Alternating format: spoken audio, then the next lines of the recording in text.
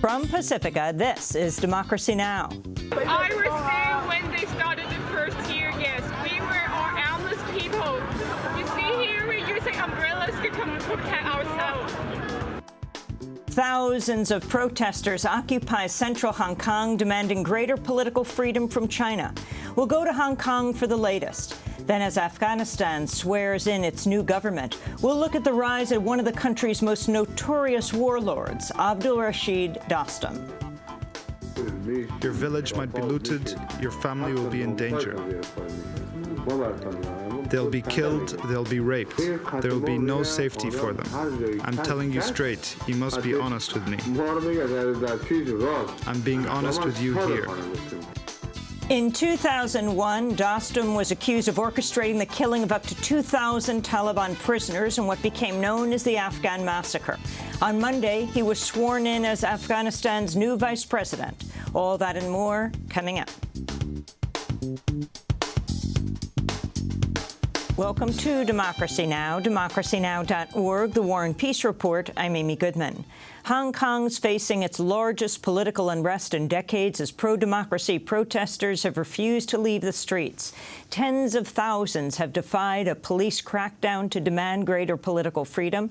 The protests began last week over China's recent rejection of free elections for Hong Kong. We'll go to Hong Kong for more after headlines.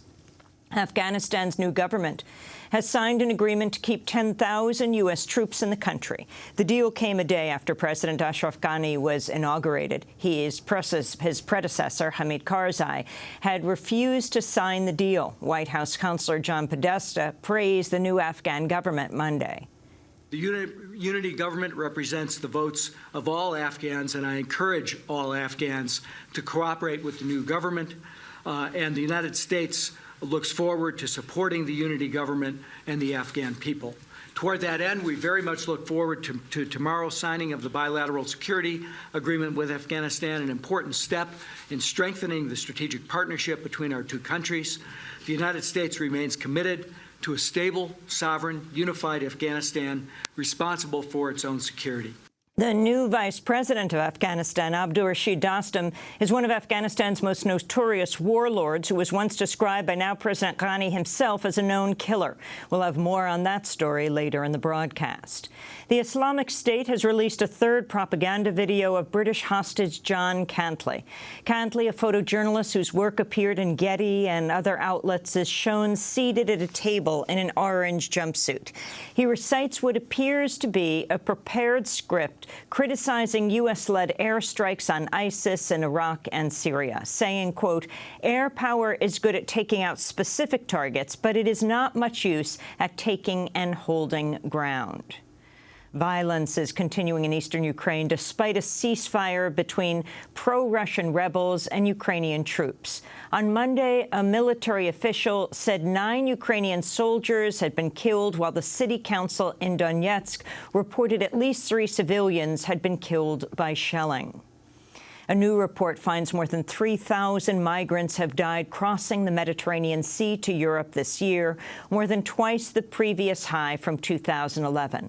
Globally, more than 4,000 migrants have died this year trying to reach wealthier or safer countries, including more than 200 on the Mexico border. Frank Lasko of the International Organization for Migration unveiled the findings. We now have a global estimate which indicates that we're dealing here with a long-term problem. Nearly 40,000 migrants, we believe, have perished since the year 2000. So this is a long-term policy issue which has not been properly tackled. Spain's Constitutional Court has suspended a referendum on independence for the region of Catalonia. Hundreds of thousands of people have taken to the streets in Barcelona to support the referendum planned for November. The court suspended all campaigning while it considers the Spanish government's opposition. In the Mexican state of Guerrero, more than 50 students from a teacher training college have been missing since Friday night following violent clashes with police. According to human rights groups, police and unidentified gunmen opened fire on students in separate incidents near the city of Iguala, killing at least 2 and leaving 1 in a vegetative state. A third student was reportedly found dead with signs of torture. More than 20 police have been detained in connection with the attacks.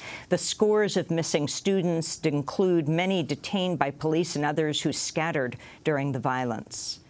A U.S. judge has held Argentina in contempt of court over its refusal to pay U.S. hedge funds that are seeking to profit off the country's debts. Argentina has moved to repay its debts domestically in order to avoid the judge's ruling, which barred them from repaying any creditors without also paying the so-called vulture funds. Argentine Foreign Minister Hector Timerman condemned the judge's latest move. This new attempt of judicial aggression against Argentina is an act of desperation on behalf of the vulture funds. They know that the impunity of their actions at the international level has its days numbered. New reports reveal a man armed with a knife who jumped a White House fence earlier this month, managed to run across most of the building's main floor. Secret Service officials previously said Omar Gonzalez, a former Army sniper, was caught near the main entry, but he actually managed to run past a stairway to the first family's living quarters and through the East Room before he was tackled at the entrance to another room. Secret Service Director Julia Pearson faces questioning over the incident before Congress today. The Supreme Court has delayed early voting in Ohio hours before it was due to begin today. The decision stays lower court rulings that blocked state attempts to cut early voting. The ACLU, which challenged Ohio's bid to restrict voting, said that in the 2012 election, more than 157,000 Ohioans voted on days that have now been cut, a disproportionate percentage of them low-income and African-American. A judge overseeing Detroit's bankruptcy has ruled the city can continue shutting off water to residents who've fallen behind on payments. Judge Stephen Rhodes ruled there is no, quote, enforceable right to water. Detroit began cutting off water to thousands of households several months ago, prompting protests from residents and the United Nations. California has passed a landmark bill to address sexual assault on college campuses. The so-called Yes Means Yes law is the first in the country to require schools to adopt a standard of affirmative consent when adjudicating sexual assault cases. It defines consent as, quote, affirmative, conscious, and voluntary agreement to engage in sexual activity, meaning lack of protest or physical resistance do not qualify. More than half the world's population of wild animals has disappeared in the past 4 decades. Scientists at the World Wildlife Fund and Zoological Society of London say human-caused pollution, overhunting, devastation of habitats, and climate change have combined to cut wildlife populations by 52% since 1970. Meanwhile, another study confirms the link between human-driven climate change and record heat in Australia. Researchers found the heat wave, which made last year the hottest on record in Australia, would have been virtually impossible without climate change. And Black Panther Sundiata Acoli has been ordered released on parole by a state appeals court in New Jersey after more than 4 decades in prison. Acoli and fellow Black Panther Assata Shakur were both convicted of killing New Jersey State Trooper Werner Förster in 1973 after being pulled over in the New Jersey Turnpike. The shootout left both the officer and a fellow Black Panther, Zaid Malik Shakur, dead. Assata Shakur has said she was shot by police with both arms in the air and then again from the back. She later managed to escape from jail and flee to Cuba. Last year, she became the first woman added to the FBI's most wanted list. Sundiata Acoli is now 77 years old. On Monday, the court ordered his release, finding the parole board had, quote, acted arbitrarily and capriciously when it previously denied him parole. And those are some of the headlines. This is Democracy Now!, democracynow.org, The War and Peace Report. I'm Amy Goodman. And I'm Aaron Matte. Welcome to our listeners and viewers around the country and around the world. We begin in Hong Kong, which faces its biggest political unrest in decades. Tens of thousands of protesters are in the streets, defying a police crackdown on their pro-democracy movement. This new round of protests began last week when thousands of college students launched a boycott to oppose China's rejection of free elections in 2017. The protesters want an open vote, but China's plan would only allow candidates approved by Beijing. After a three-day sit-in, police used tear gas and pepper spray to disperse the crowds. But that only fueled a public outcry, which brought even more into the streets, with estimates reaching up to 200,000 people. The mood turned festive on Monday, with the scene of a massive street party taking over key parts of the central business district. The government claims it's pulled back riot police and has urged protesters to leave. But on Monday, Hong Kong's second top local official, Carrie Lam, rejected heeding the protesters' demands. I have to stress that it remains our most important objective to achieve universal suffrage in the selection of the chief executive in 2017, and we will work according to that objective. It would not be entirely realistic to expect us to reverse the whole decision of the National People's Congress Standing Committee. Protest leaders have vowed to remain until the resignation of Hong Kong city leader Leung Chun-ying and a free vote for his successor. Originally organized by the group Occupy Central, the protests have been dubbed Umbrella Revolution for the umbrellas protesters have used to protect themselves from the tear gas. The police crackdown is the harshest since China retook control of Hong Kong in 1997 after 150 years of British rule. Since then, Hong Kong has operated under different economic and political systems than mainland China as part of a policy known as one country, two systems. The crackdowns being felt in mainland China, where the government has blocked the mobile photo-sharing app Instagram and heavily censored references to Hong Kong on social media. For more, we go to Hong Kong, where we're joined by Tom Grundy, a journalist and blogger. He was tear-gassed over the weekend while covering the protests. Tom, why don't you lay out the scene for us? Describe what happened, how people gathered this weekend, and what has happened since. Well, on Sunday morning, it seemed that the movement had lost some momentum. Students were gathered around a closed-off area around government headquarters. But as the day progressed, people were watching scenes at home of them being pepper sprayed and tear-gassed. And I think that motivated others to come onto the streets. And there were repeated clouds of tear gas filling the area down at Admiralty, the government building area. By the next day, it seemed that the police presence had almost disappeared, and then you began to see waves of protesters coming into three different areas of the city. Admiralty, the government area, Causeway Bay, and another shopping thoroughfare in Kowloon. And in the absence of any police now, there's somewhat of a more jovial and festive atmosphere. Things are very peaceful. There was even a DJ in Kowloon last night and barbecues. Some buses have been caught up in these occupation zones, which have been barricaded by some of the protesters. The drivers have had to obviously abandon them, and they've been decorated with placards by some of the protesters. At the moment, there are tens, maybe hundreds of thousands of demonstrators gathered in these three key areas. Instead of goggles and face masks now, they're generally donning black T-shirts, mournful black, with yellow ribbons for universal suffrage. And Tom, can you explain what set off these protests? There's supposed to be elections in 2017. China then recently changed the rules to say that it must approve the candidates. Do these protests have the support of the broader public, or is that still in flux?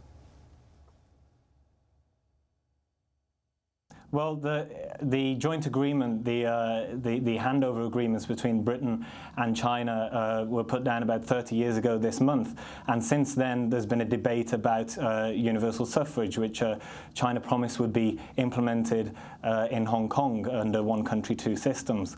But it seems that Beijing has constantly redefined or moved the goalposts, as Martin Lee, one of the democracy icons here in Hong Kong, said.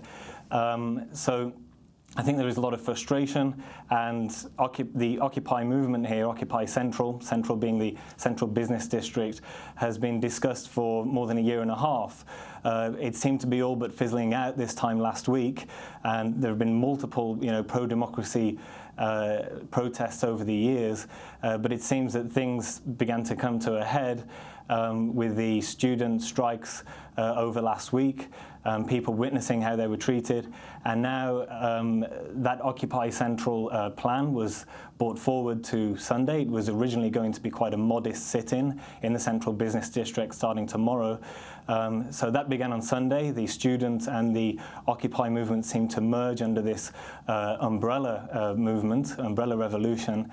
And as we go into 2 public holidays now, it leaves just Friday before the weekend.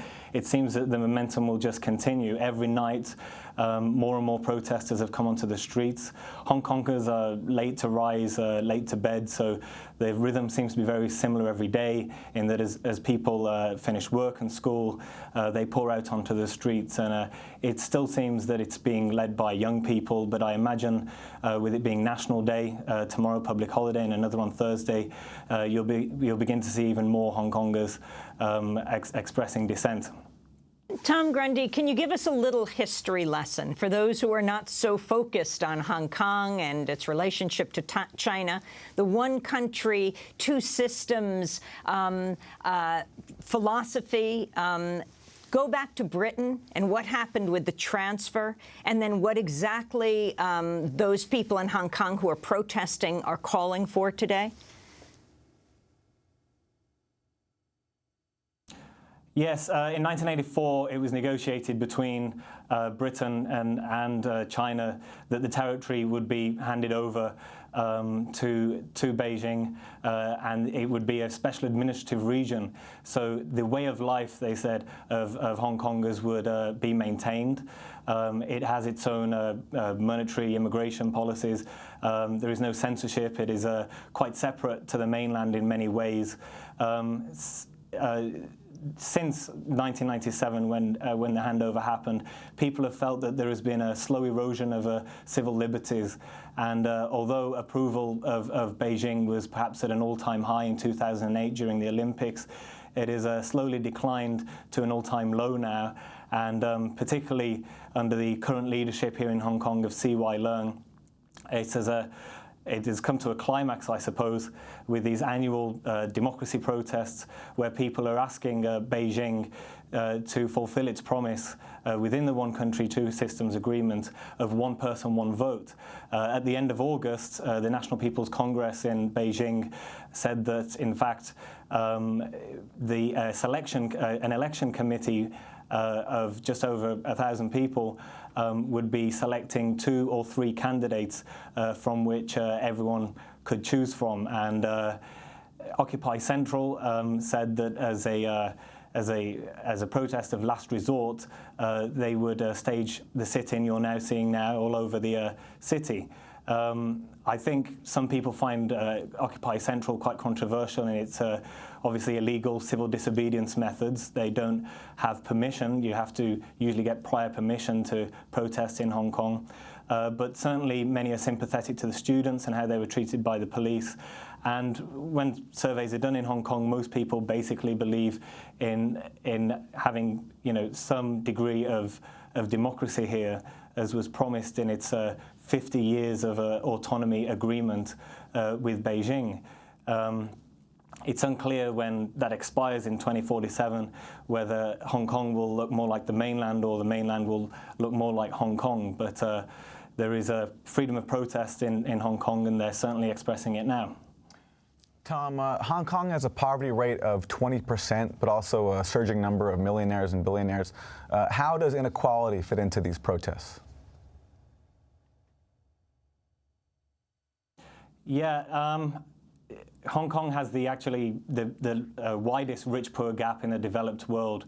The Economist had it tops on their crony capitalism index. Corporations actually get votes here. It's the freest economy in the world, the capital of capitalism, if you will. But that poverty gap is visible on the streets every day. You have the highest concentration of millionaires and Mercedes-Benz, in Asia, but at the same time you have elderly people picking up boxes in the streets to recycle, and people living in cage homes or subdivided flats, which are tiny boxes which they pay quite a premium for, actually.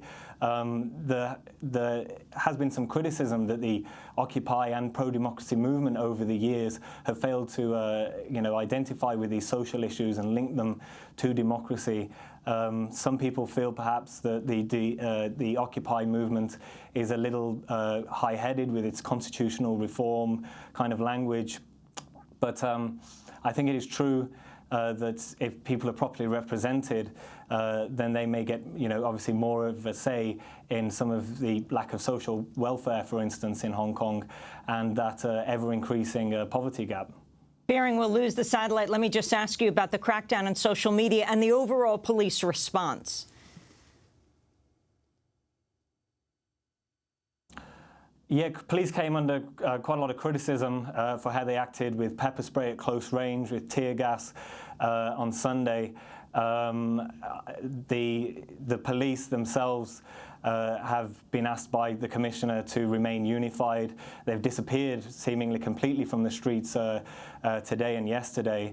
They were in full riot gear on Sunday, but Hong Kong is a city of protests. There are over 1,000 a year. It is how people express themselves politically because they don't have a voice at the ballot box. So it was very unusual. The police are renowned for being very professional in Hong Kong, and we haven't seen clouds of tear gas like this on the streets since some unrest during the 2005 WTO protests. I think it really shocked Hong Kongers. Everyone was changing, I suppose, their images on social media to yellow ribbons, showing solidarity with the protesters.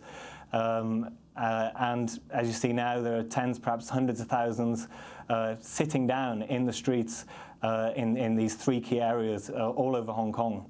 And more seem to be arriving just as I was leaving the area. Is it a rejection of Chinese rule, Tom, or a modification of how China is ruling Hong Kong that they're calling for?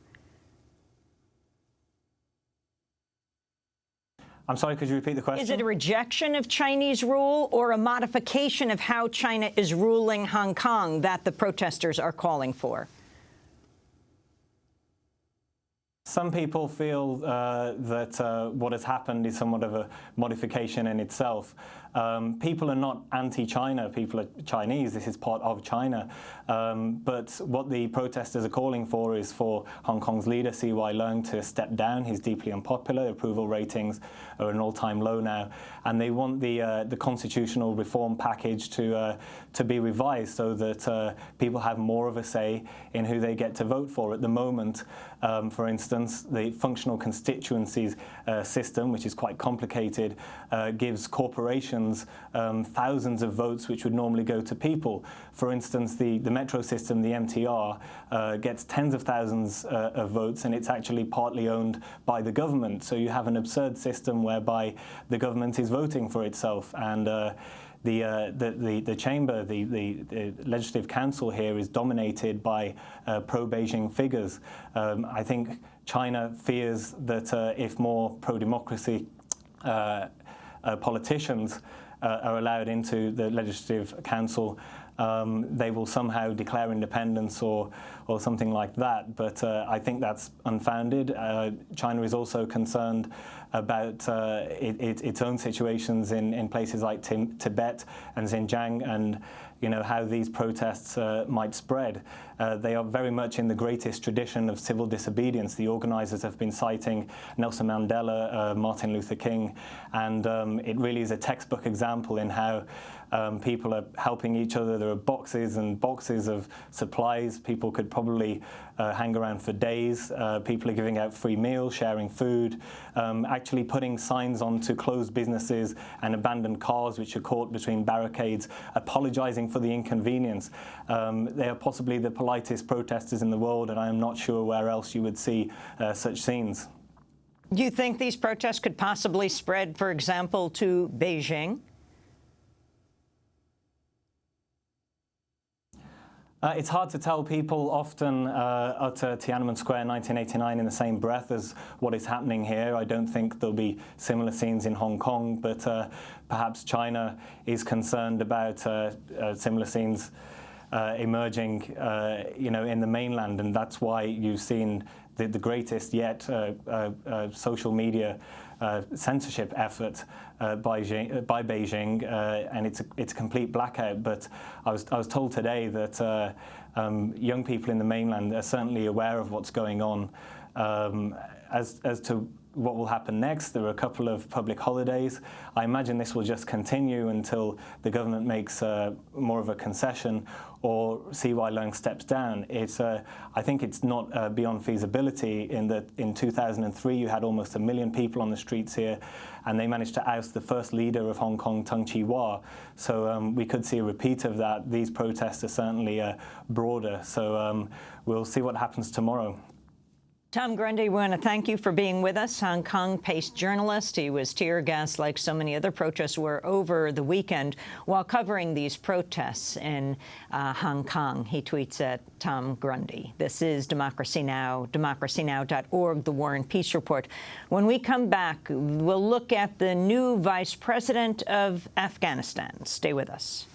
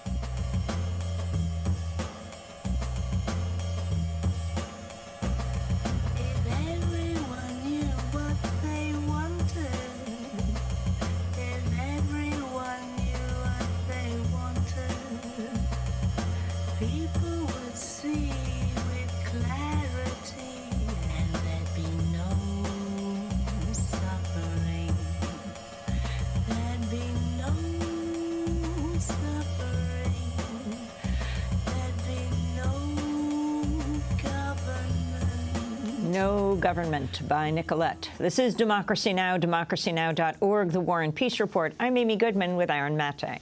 We turn now to Afghanistan, which has inaugurated its first new president in a decade, swearing in Ashraf Ghani to head a power-sharing government. During his inaugural speech on Monday, the former World Bank executive called on militants to join peace talks. We are tired of this war. Our message is a message of peace, and the message of peace doesn't mean we are weak. I call on Afghan government enemies, particularly the Taliban and Hezb Islami, to prepare for political negotiations. Afghanistan's new president, Ashraf Ghani, speaking Monday. Joining him on stage was Abdul Rashid Dostum, Afghanistan's new vice president. Dostum is one of Afghanistan's most notorious warlords, once described by Ghani himself as a, quote, known killer. Dostum's rise to the vice presidency comes despite his involvement in a 2001 massacre that killed up to 2,000 Taliban POWs.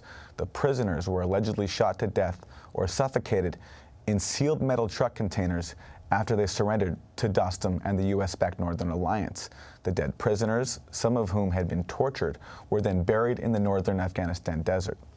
Dostum, who was on the CIA payroll, has been widely accused of orchestrating the massacre and tampering with evidence of the mass killing. For over a decade, human rights groups have called on the United States to conduct a full investigation into the massacre, including the role of U.S. Special Forces and CIA operatives. The Bush administration blocked 3 investigations into the alleged war crimes, and the Obama administration quietly closed its own inquiry last year without releasing its findings. After the massacre, Abdul Rashid Dostum left Afghanistan, but returned in 2009 to help Hamid Karzai win re-election. Since then, he served in the largely ceremonial role as commander-in-chief of the Afghan National Army. We're joined now by two guests who've closely followed the story of the 2001 massacre as well as the rise of Dostum. Jamie Duran is with us, independent documentary filmmaker who directed the 2002 film Afghan Massacre: Convoy of Death. In 2003, Democracy Now! Became the first U.S. news outlet to air the film. He joins us by Democracy Now! Video stream from England. And with us in Boston, Suzanne Sirkin, Director of International Policy at Physicians for Human Rights, the group that discovered the site of the mass graves of the Taliban POWs. Susanna, let's start with you. Talk about what happened back in 2001, why you're so deeply concerned about the new vice president of Afghanistan, Dostum.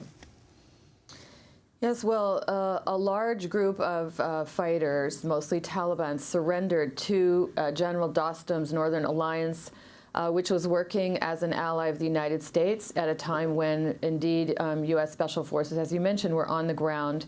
And these surrendered prisoners were loaded like sardines into trucks, according to a lot of testimony and evidence that we have, and transported across the desert.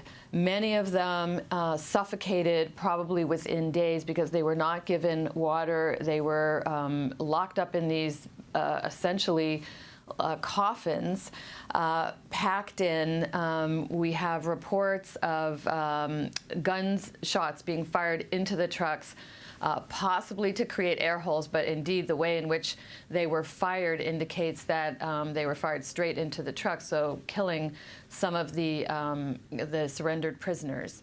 And then, reportedly, they were all brought across to this area now known as Dashti Leli, near the Sheberghan prison. Physicians for Human Rights sort of came upon this site when we were visiting the horrific conditions, or discovered the horrific conditions in Sheberghan, which is near the northern capital of Mazar-e-Sharif, northern city of Mazar-e-Sharif in Afghanistan. And we found that prisoners in Sheberghan were dying dozens a day for lack of food, illness, horrible sanitation. And we noticed that there were bodies on the surface, or remains, bones, etc. And within a month or two, under United Nations auspices, we did a mapping of this grave and went back and exhumed a number of bodies and indeed documented that the deaths were consistent with suffocation. And it appears that U.S. Forces were certainly cognizant of these deaths. We know this because Physicians for Human Rights actually filed a Freedom of Information Act query in 2006, and eventually we had to sue to get the information. And when it came out, we have reports from U.S. officials that indeed they knew that as many as 2,000 surrendered prisoners had died in this, what we call a convoy of death, and also that witnesses were reportedly tortured and executed, eyewitnesses to these crimes. And we've been advocating for a full-out investigation by the international community and by the United States, and of course by the Afghan government itself, ever since. Now it's 12 years and counting, and we still do not know what really happened at Dashti Leli. Well, can you lay out how these investigations have progressed in terms of how this went down under the Bush administration, and then when Obama took office, calling for an investigation, and then one concluding last year but not being made public? Yes, well, Physicians for Human Rights and other human rights groups have repeatedly called for an independent investigation. And in 2008, when we uncovered uncovered evidence that there had been apparent tampering of the site, we were able to obtain satellite imagery that showed that this pieces of the site had actually been destroyed. And when that was revealed by Pulitzer Prize-winning journalist Jim Risen in a front-page New York Times story, CNN's Anderson Cooper asked President Obama if the U.S. government was finally going to investigate this apparent major war crime. And President Obama said, if this has happened, we will certainly find out all the facts, and we must if there are allegations of serious crimes in which our forces may have been involved, and certainly our allies. And I have to say that since then, we have absolutely no evidence of any serious investigation conducted by the Obama administration. What Jim Risen's New York Times piece also revealed is that under the Bush administration, 3 separate federal investigations were basically shut down. And that includes FBI agents on Guantanamo who were interviewing detainees who had been brought from Sheboygan prison to Guantanamo and who had started talking about this massacre. They were told not to pursue those queries any further and not to gather that information. And the war crimes ambassador at the State Department also wanted to go up to Dashti Laley and was prevented from doing so. And the Senate investigation was also stopped. So that was under Bush. And the president, the current president, has basically a year ago said, we've completed an investigation and we are satisfied that the U.S. was not involved. End of story, full stop. No transparency whatsoever. In 2009, as you said, New York Times reporter James Risen, who's now being prosecuted by the Obama administration for another story he broke, not wanting to give up a source on that, Risen spoke about his findings on Democracy Now! The evidence was overwhelming that something had happened and that it was the responsibility of the Bush administration to look into this, or at least to push for an international investigation, because Dostum had been on the CIA payroll, was part of a U.S.-backed alliance that was taking over Afghanistan. And what I found was time after time in different agencies and in the White House, Bush administration officials repeatedly ignored evidence or just decided or discouraged efforts to open investigations into the massacre. Soon after James Risen's report was published in the New York Times in 2009, CNN's Anderson Cooper asked President Obama about opening a new investigation. It now seems clear that the Bush administration resisted efforts to pursue investigations of an Afghan warlord named General Dostum, who was on the CIA payroll. It's now come out there were hundreds of Taliban prisoners under his care who got killed. Right. Some were suffocated in a steel container, others were shot, possibly buried in mass graves. Would you call for an investigation into possible war crimes in Afghanistan? Yeah, the indications that this had not been properly investigated just recently was brought to my attention. So what I've asked my national security team to do is to collect the facts for me that are known, and we'll probably make a decision in terms of how to approach it once we have all the facts gathered up. But you wouldn't resist categorically an investigation? I think that there are responsibilities that all nations have, even in war.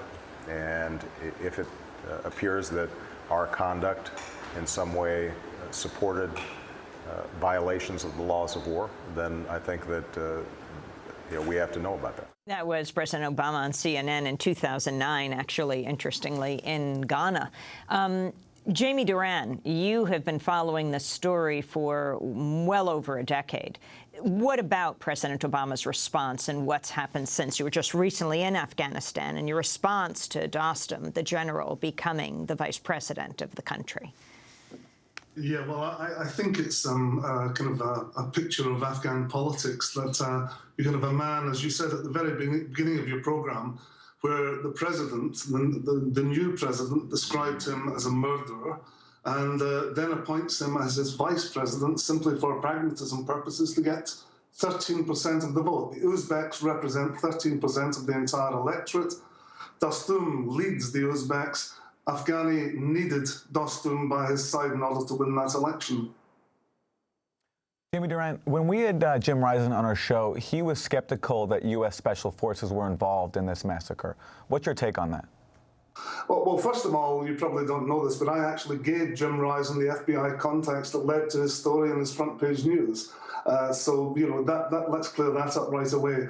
And the FBI agent was, in fact, a man called Del Spry, an extraordinary man who reported his findings from Guantanamo to his bosses in Washington. He was told, don't get away from that. Don't continue investigations. Don't file any report.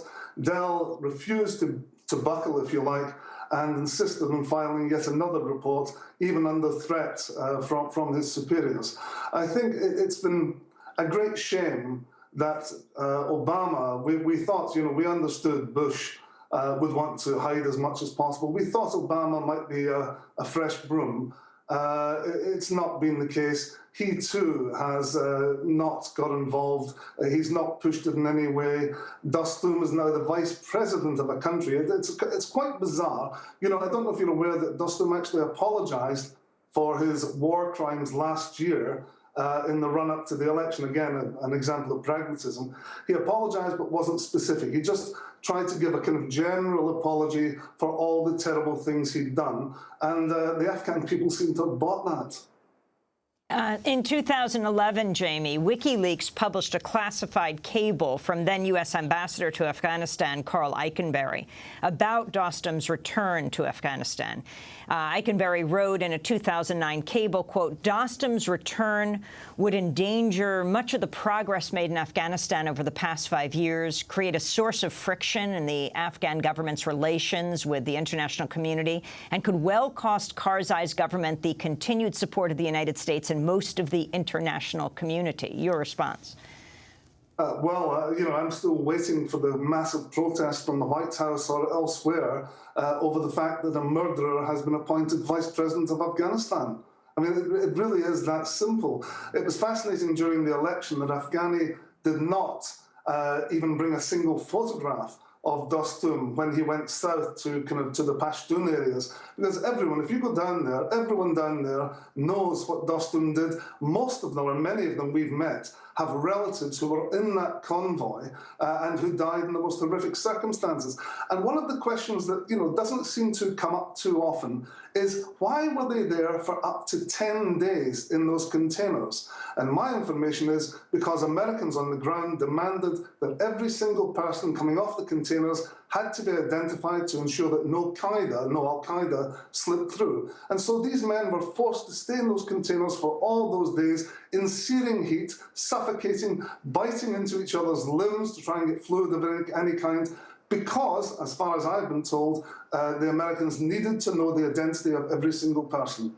And this is where, at Chevron Prison, is this right, that John Walker Lindh was discovered? Can you explain who he is and the significance of this? Yeah, Chevron Prison.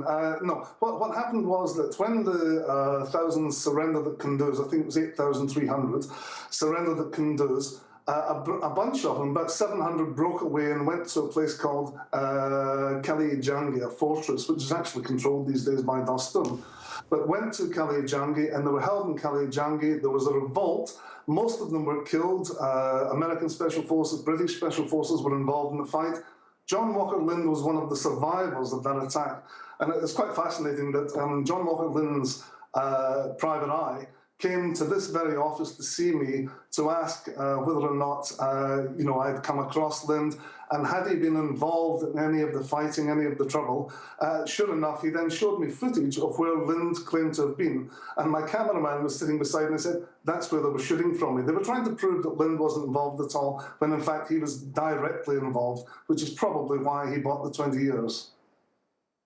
We're going to break and then come back to this discussion and a clip of your film, Jamie, this remarkable film, Afghan Massacre, The Convoy of Death. Also speaking with Susanna Sirkin of Physicians for Human Rights. This is Democracy Now! Back in a minute.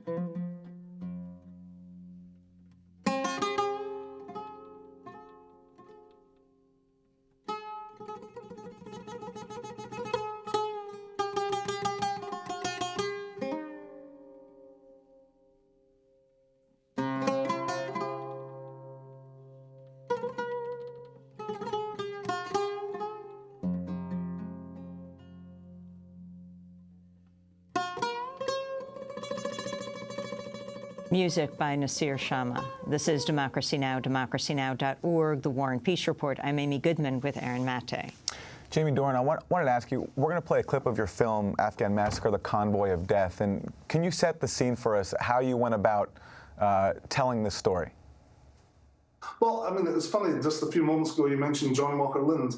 The entire kind of press corps became fascinated by the American Taliban and literally ran to follow that story, when at the same time we'd been told on the ground in Afghanistan that something very bad had happened, that some people had been tortured and maybe murdered at Sheberhan itself, which is why we ended up basically being the only journalists going in that direction while everyone else was chasing Walker Lindh.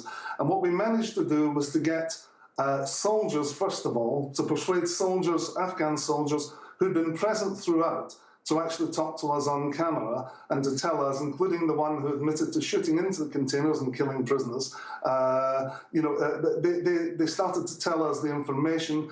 And literally, it was over a year investigation that we carried out in order to bring to the screen what we found. We're going to turn right now as we continue to talk about Afghanistan's new vice president, Abdul-Rashid Dostum, his rise coming despite his involvement in the 2001 massacre that killed up to 2,000 Taliban POWs. We're turning to the excerpt of Jamie Duran's documentary, Afghan Massacre, Convoy of Death. Jamie traveled to the site of the massacres and the mass graves. The witnesses who testified in the film are unidentified, have their faces obscured because they're afraid. But two of them are now dead. The clip begins with our guest, filmmaker Jamie Duran.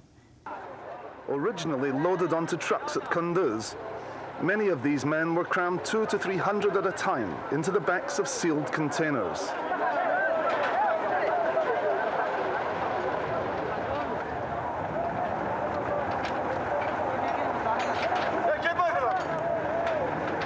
After around 20 minutes, the prisoners began crying out for air.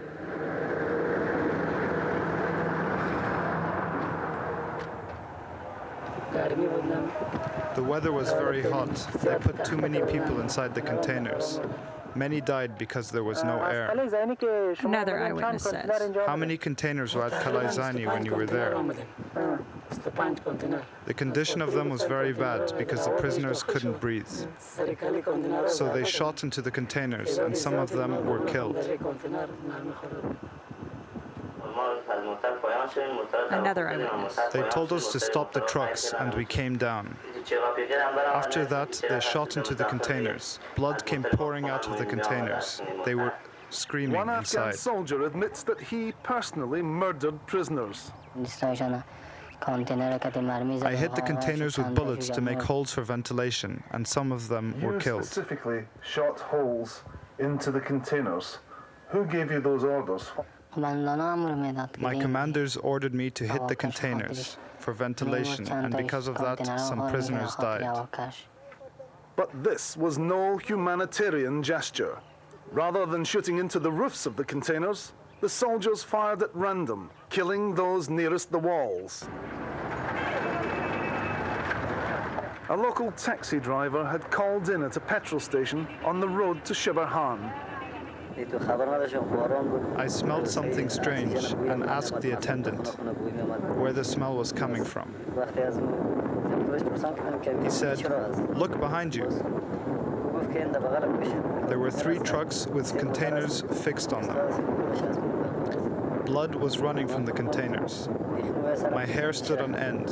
It was horrific. Whether or not the prisoners in the containers were ever really destined to reach Sheberhan must be open to question. The jail was full, and those already incarcerated were facing hardships of a different kind at the hands of American soldiers.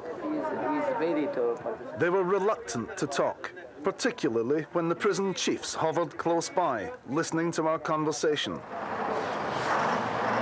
But one Taliban, who had been filmed during the surrender, was more forthcoming when we interviewed him out of earshot of the prison guards. They were searching for bin Laden and questioning us about Al-Qaeda. They were cruel. They took some of our men to Cuba. And they did a lot of things in here which scared us. The American commandos beat many of us to scare us into talking. One of the Afghan officers present at the time confirms his story. They cut their hair and beards, mainly the Arab prisoners. Sometimes they chose one for pleasure, took the prisoner outside, beat them, and then returned them to the prison. But sometimes they were never returned, and they disappeared. The prisoner disappeared. I was a witness. They came after 2 or 3 days. They broke some prisoners' necks and were beating others. They were crying, but everyone ignored them. These things you saw specifically yourself? Yes. But for those prisoners crammed inside the containers, a quick death would have come as a blessing. Some of them remained for days in the desert before reaching Sheberhan. Accounts from survivors talk of licking the sweat off each other's bodies and even biting their fellow captives in a desperate effort to gain fluid in any form. The Pentagon has stated frequently that it knew nothing of the container convoy. The Americans were in charge. Where were they, on the walls or near the gates of the fort?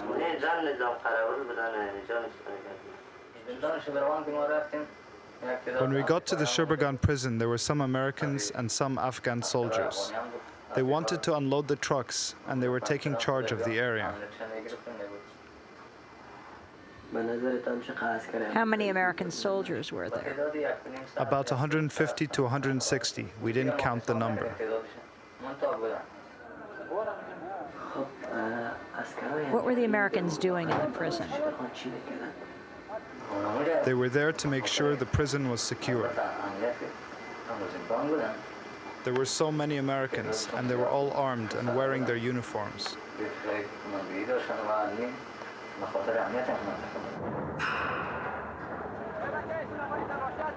As the containers were opened, the full extent of the carnage became apparent. One soldier, who has since fled from Afghanistan, describes the scene in an interview with a Pakistani newspaper. I shall never forget the sensation as long as I live.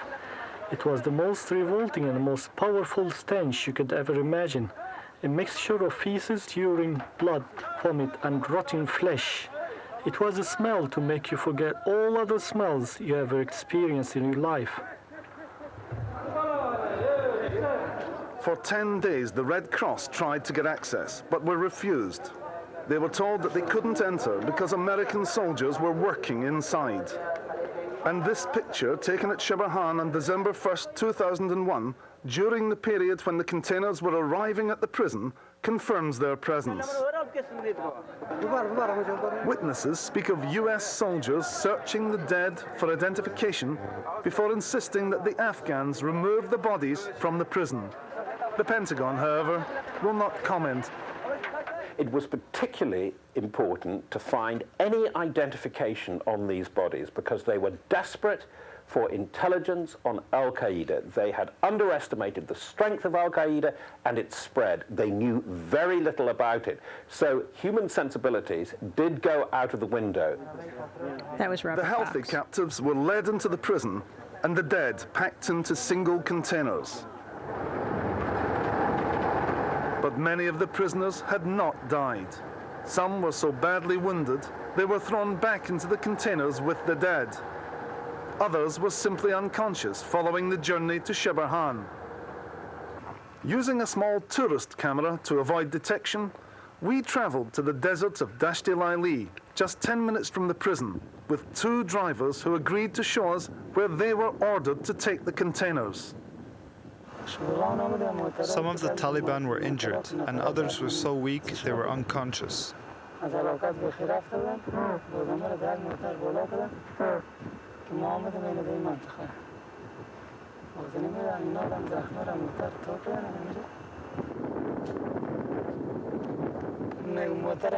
We brought them to this place, which is called Dasht Leil, and they were shot there and over there. Another eyewitness. They took my truck and loaded a container to Shurbagan and after that to Dasht Leili, where they were shot by the soldiers. I made 4 trips backwards and forwards with the prisoners. The mounds of sand show clearly where many of the bodies lie.